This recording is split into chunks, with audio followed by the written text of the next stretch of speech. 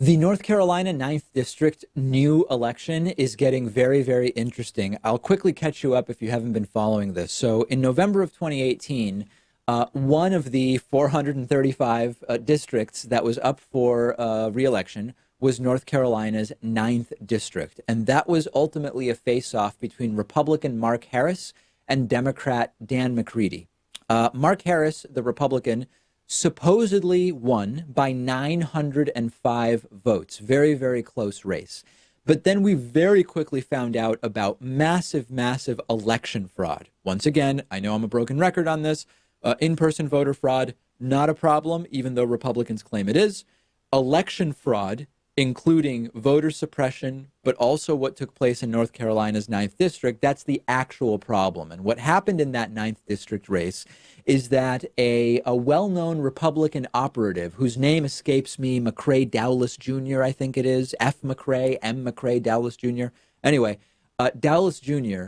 coordinated basically two sets of actions to influence the results. One was sending Republican operatives to the homes of Democratic voters, or particularly overwhelmingly Democratic voters in Democratic areas, collecting absentee ballots, saying, I'm a poll worker, I'm going to get this delivered for you, and just destroying them, okay? So some ballots assumed to be Democratic ballots for Dan McCready were simply never delivered.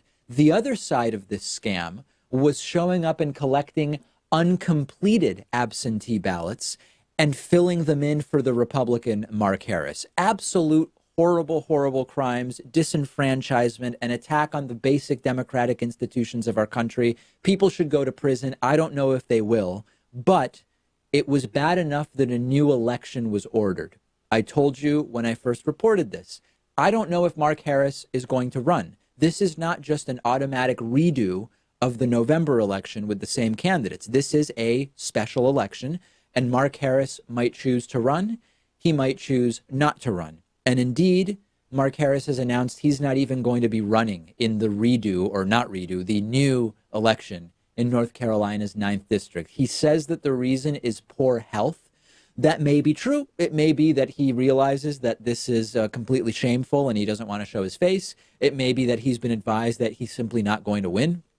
And it would be very embarrassing for that to happen.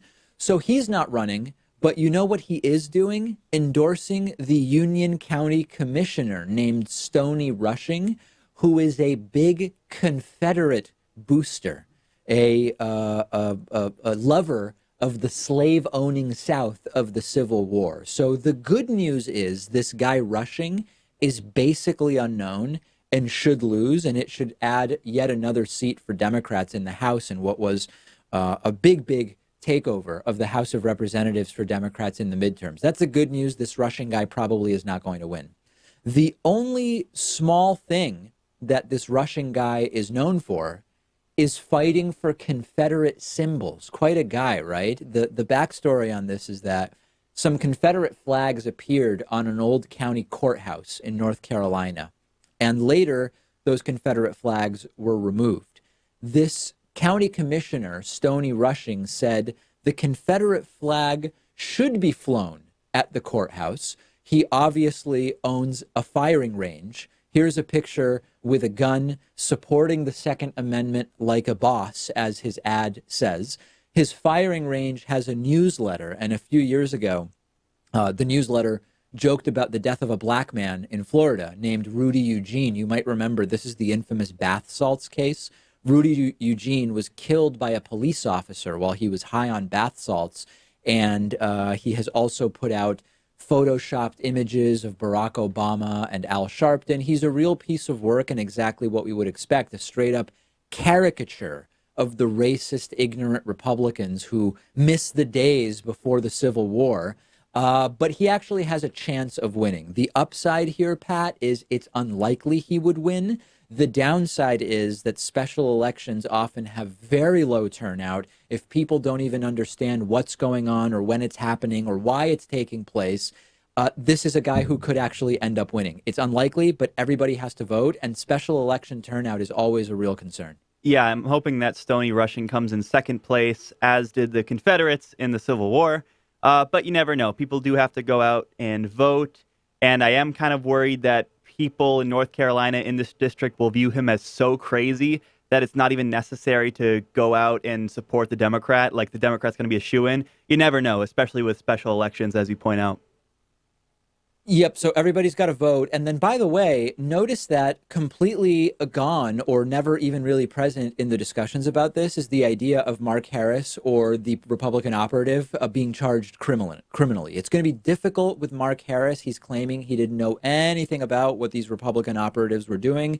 Maybe hard to prove that he did, and maybe he actually didn't. But at least the Republican operatives who did this election fraud should be charged criminally and should, if found guilty, have to be punished by the according to the fullest extent of the law.